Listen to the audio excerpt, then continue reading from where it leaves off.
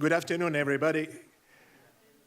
And first of all, my sincere thanks to Professor Bruckner, who enabled me to speak in front of you, and of course our gratitude to the Institute for Cultural Diplomacy, to Director Mark Donfried, who is kindly hosting us here today.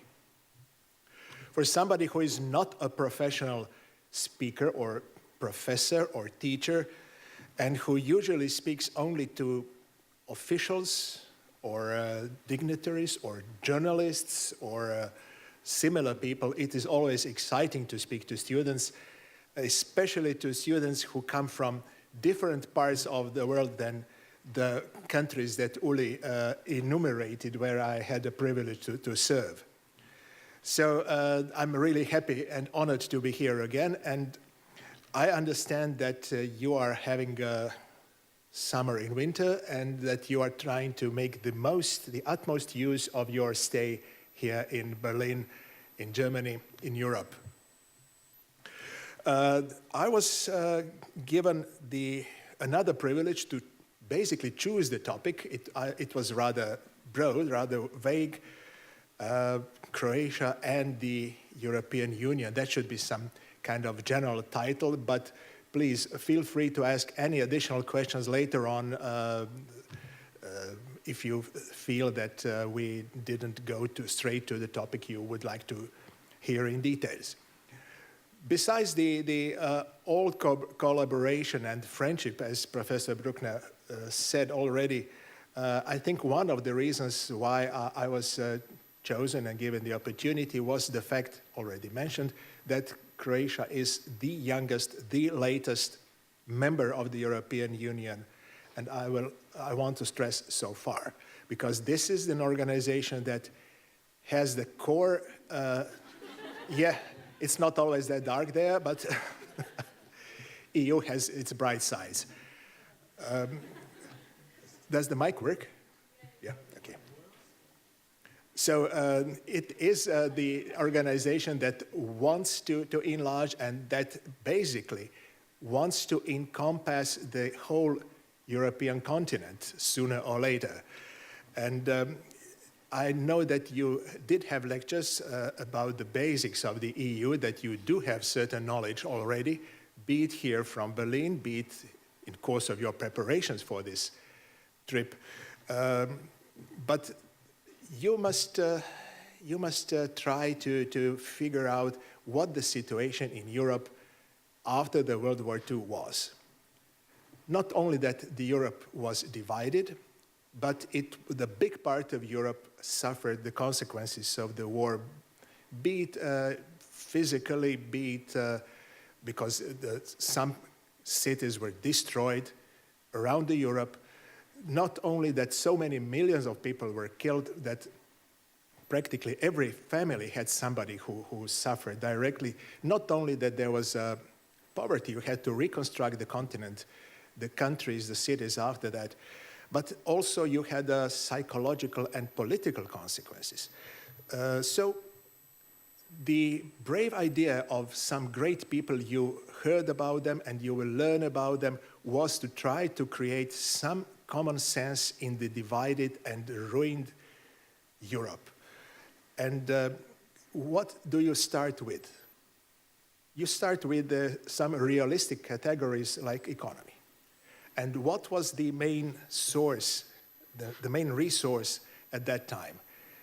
It was not oil, it was not uranium, it was not IT technology, it was coal and steel. So the first community which was created in 1956 was in fact the European Community for Coal and Steel. And that was the nucleus of the European Union as we have it now. It consisted only of 6 countries. Later on, this process led us to the situation where this association, European Union, was not only association for purpose of promoting trade in coal and steel, to promote the, now we would say, energy supplies and security of the continent. But it was the association which had really much broader meaning. And we see where we stand now after 50, almost 60 years.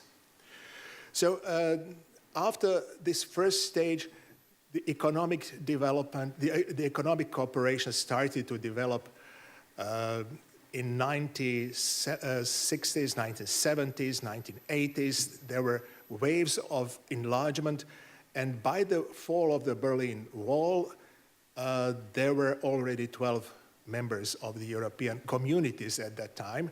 The name was changed in the early 90s, European Union as we have it now. Then we had another 3 countries joining in 1995. And with those 15, we were waiting for consequences of the fall of the Berlin Wall, for the consequences of the end of the Cold War. And that happened in 2004 with a big bang. 10 new countries, most of them from former Eastern Europe, joined the EU. So we did have 25, 2007, Bulgaria and Romania, 27, and a year and a half ago, Croatia, 28. Now we have 28 members. Now, you may ask, what was the purpose of it? It was not only economy, although economy is the basis of everything. It was the reunification of the continent, reunification on certain values, common values. And these common values you cannot understand unless you put it in the post-World War II context, which meant peace, development, freedom, justice, human rights, all those values that we see today as granted. But not even in Western countries was it the case just like that, and particularly not in Eastern European countries. So this concept is developing good, and not to underestimate the element of culture, of common values through culture, and stressing it not only because we are here in the Institute for Cultural Diplomacy, but because the culture is the amalgam, is the mean to put those values and people together. Now, where does Croatia stand, and why did Croatia want to join European Union? First of all, I don't know how many of you do know the history of my country. Like most of the European countries, it had a rough history. But I will not speak about what happened 1600, 1700 years ago. We don't have too many witnesses still alive. But I would rather like to speak shortly, beginning from the early 20th century, which means that Croatia at that time was the part of Austro-Hungarian monarchy. It was not an independent state. It lost its independence in 12th century, so many, many, many centuries ago. And since then, it was always a part of some bigger kingdom. Now, World War I came. Croatia was part of Austro-Hungarian monarchy. The war ended, as we all know how it ended. The monarchy fell apart, and Croatia had to fight for its own independence. So the solution, partly dictated from big powers in Versailles Agreement, 1919, was to have a common state of all South Slavic nations. And the state of Serbs, Croats, and Slovenes was created, which was renamed later on Yugoslavia. And it was, we call it the first Yugoslavia, which was under the Serbian kingdom, so dominated by royalism, and people, Croats, did not feel comfortable there, not only for general human rights issues, social rights, but also national rights, because there was not equality and no national freedom in that country. In the World War II, horrible things happened, like all around Europe. And after that, second Yugoslavia was created, saying that we will all now be equal and that everybody will have equal shares and equal rights.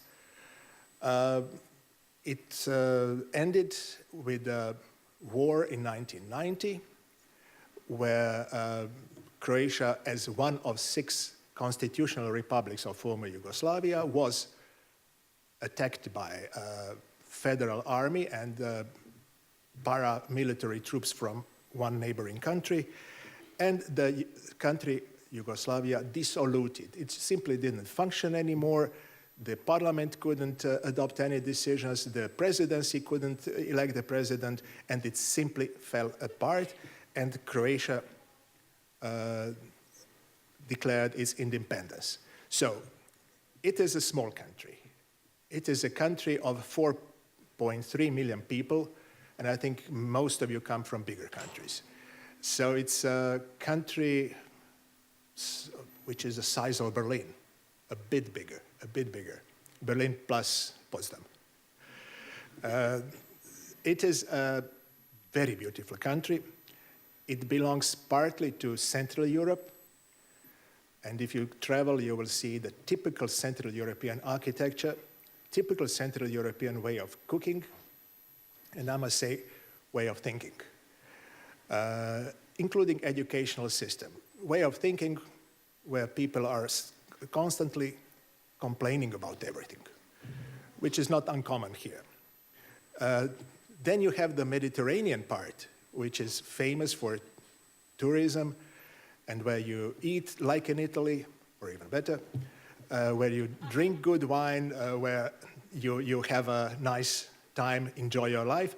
But partly it's situated also in southeastern Europe or Balkan Peninsula. So we have all these 3 elements geographically, historically, culturally, environmentally, whatever. Now, in these circumstances, you get your own statehood after 9 centuries.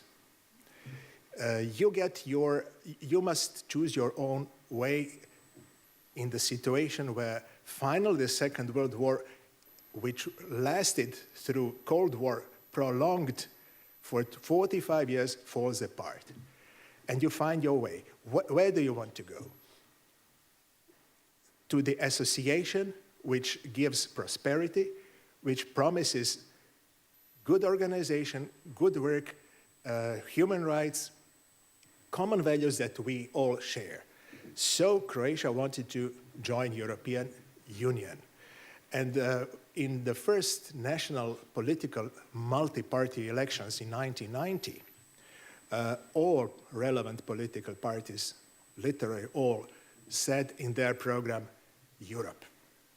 Europe meant European Union. So there was a sense of a national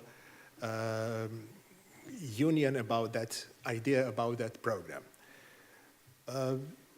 We did not leave behind the Iron Curtain. Our people were free to travel, to watch foreign TV, to read all kinds of newspapers, to study abroad. So our people were realistic. They knew what European Union means. They knew that you can make a good living, that you can have a good job, that you can make decent money, but you had to earn it. So people were relatively realistic. At that time, only in Western Berlin, we had 500 Croatian restaurants. Now we have 100. Visit them. We had 400,000 people working in Western Germany at that time. We had over 4 million people living and working abroad. You would be astonished to hear where.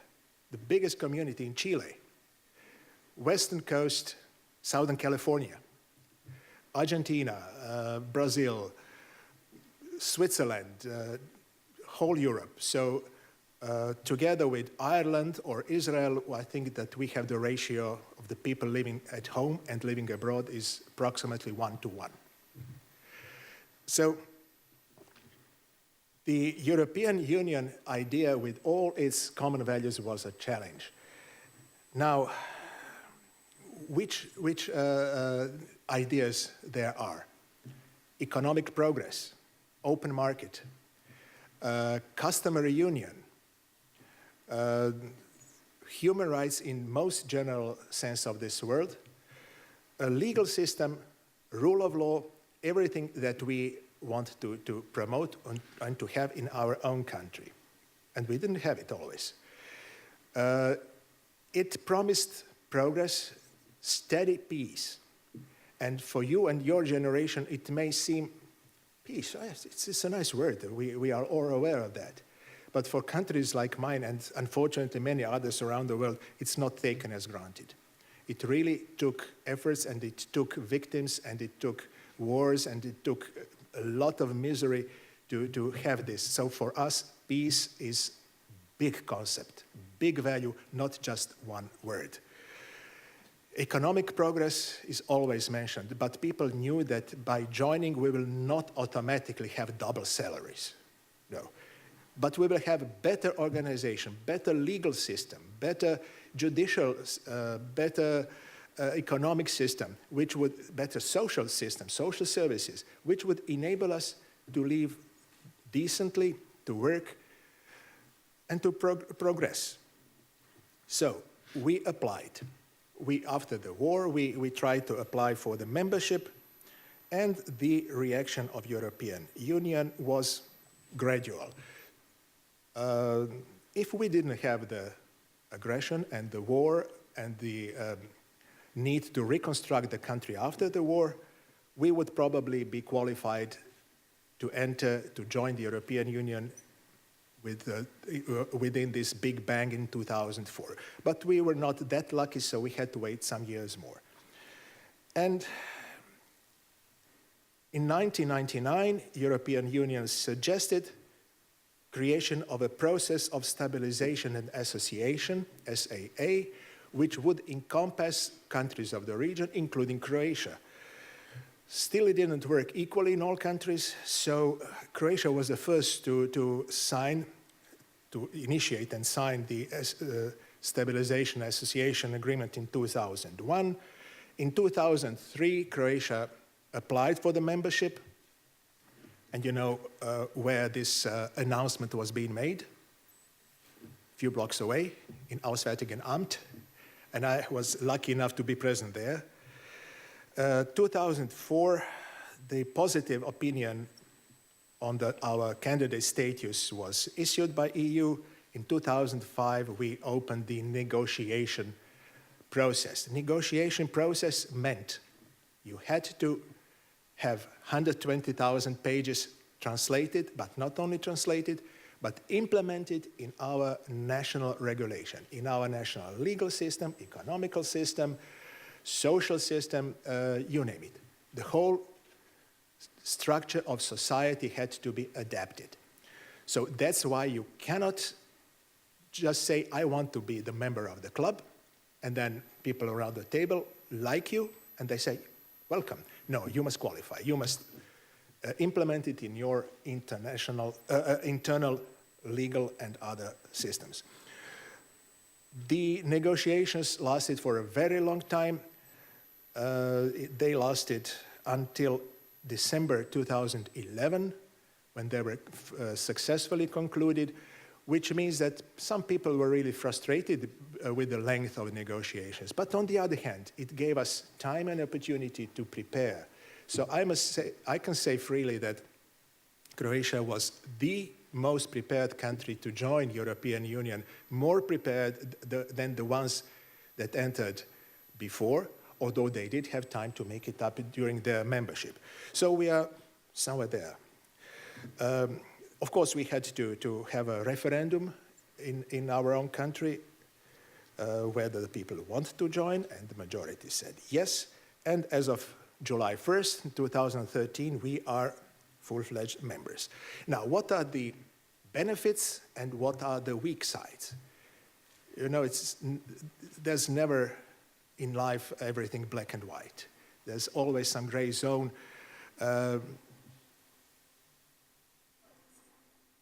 people, first of all, always think of how much money do we have to pay and how much money do we get back from that. That's very simple.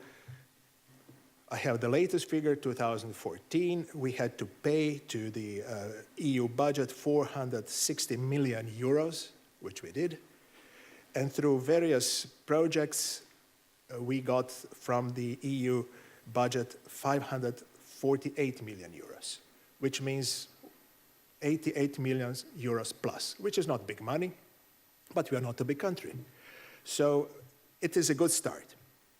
Now, before we joined, we had the right to have a IPART program, which is the Pre-Accession Funds for certain projects. And it lasted several years. So about 800 various projects were implemented: agriculture, fisheries, development, and so on and so forth. Out of what was agreed, 94% has been implemented, which is very good. Now, one of the economic elements of the European Union is not only financing, not only a budget or how much do I pay, how much do I get. It is also some common mechanisms. For example, there are some countries in Europe, Croatia including, that have excessive budgetary deficit. Everybody wants to get rid of it. Germany was the first one this year to get rid of it after 1969, and it is a great achievement. The regulation of European Union is that one should not have deficit higher than 3%.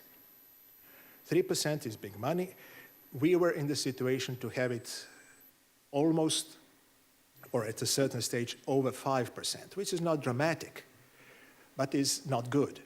So after 2 years, we entered the process, the procedure of excessive deficit, EDP, which has the aim to force us to lower the expenditures and to have the budgetary deficit 3% until 2017. Or end of 16, early 17. And I must tell you that it works because, you know, in every country, people used to say, yeah, it's okay, but let's try to save money next year, not this year. Now, when you have this outer pressure, and that is the quality of common things in European Union, you have no room to reflect. You must implement it. And the first results are already there. Last year was relatively good, and I think that I'm quite sure. I think that we will. I'm sure that we will make it on time, but I think we will make it even before time. So our finances, our financial system will be completely stabilized. Without European Union, it would be very hard. So you don't always have direct impact, you have indirect. You have regulations which really enable you to export freely to the whole common market of European Union. And I know that in many parts of the world, there are similar associations which try to promote common trade, customs-free trade. I see a lot of you come from the Asian countries. ASEAN is one excellent example how it works. I'm not mentioning NAFTA, Canada, US, and Mexico. It's an old story already. But in many parts of the world, you have similar initiatives, including some in African Union, which is trying to implement some of the aspects of the European Union. So I think that it really shows how broad the initiatives of EU are. Public debt. Public debt should be, in this procedure, under 60%. We have it somewhat higher, and we will regulate it through those measures as well. So a lot of positive consequences of joining EU.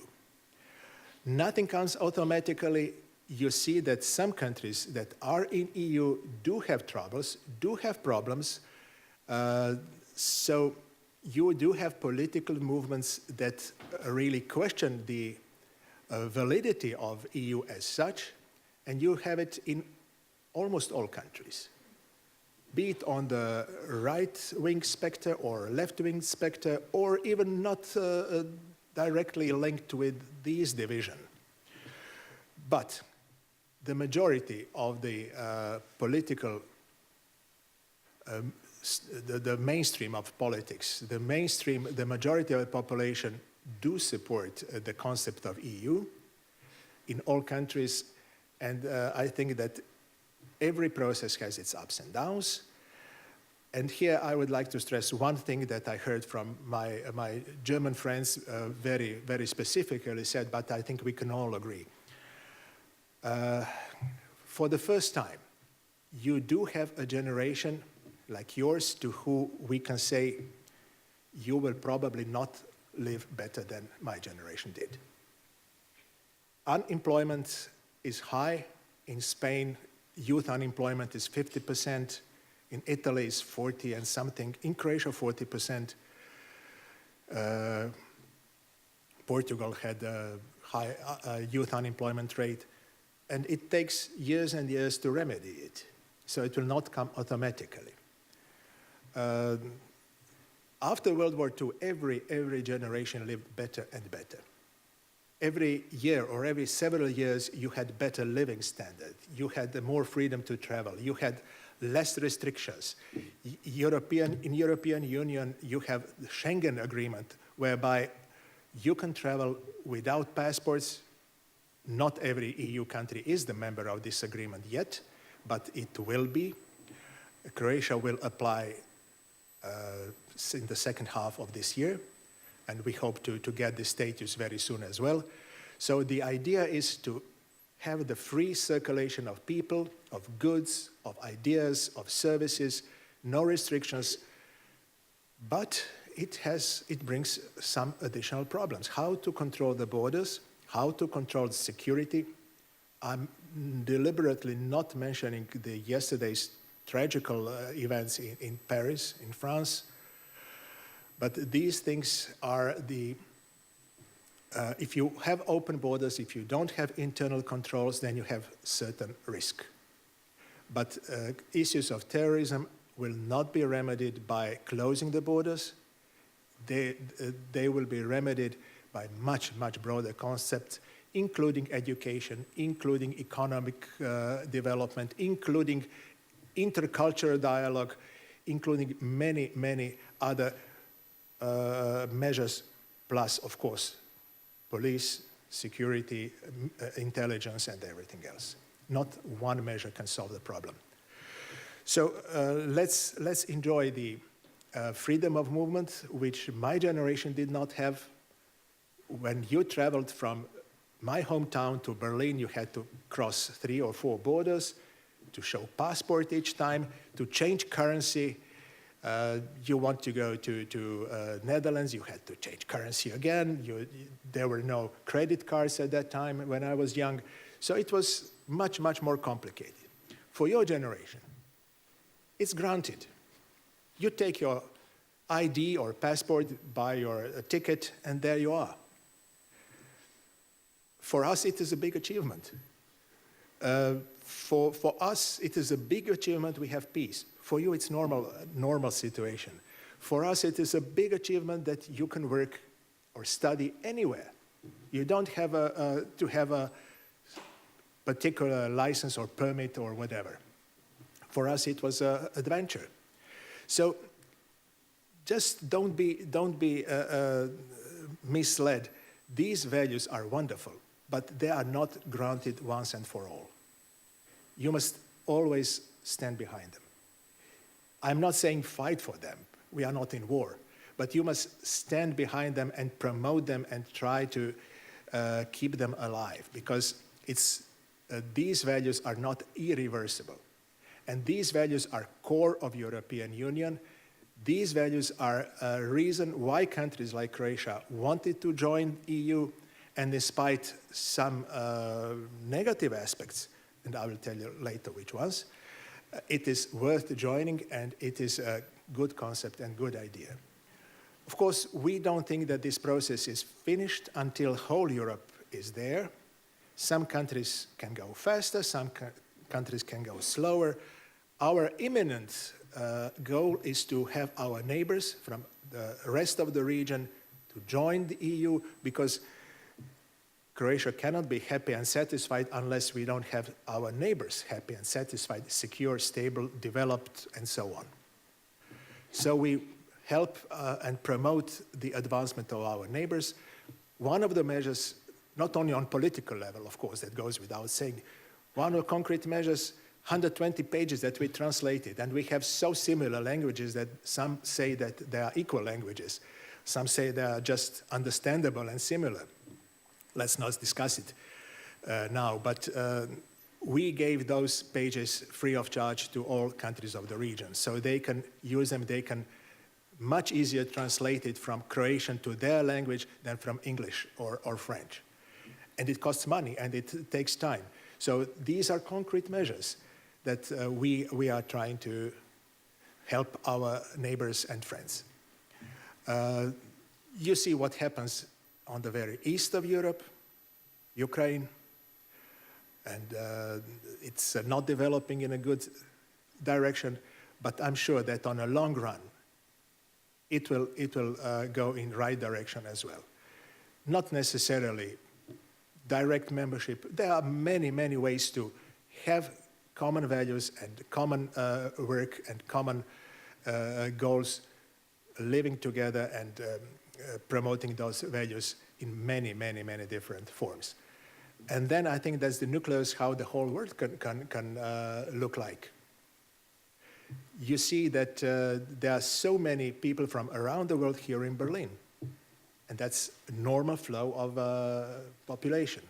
So you cannot isolate one place. You will not be able, and you should not isolate Europe just like any other place. But let's have European Union, let's have European countries a torch of the values that we promote: peace, freedom, economic and social advancement. I promised you at the end to say what are the weak sides. Of course, theoreticians would say, yes, once when you join the club, it's not easy to get out.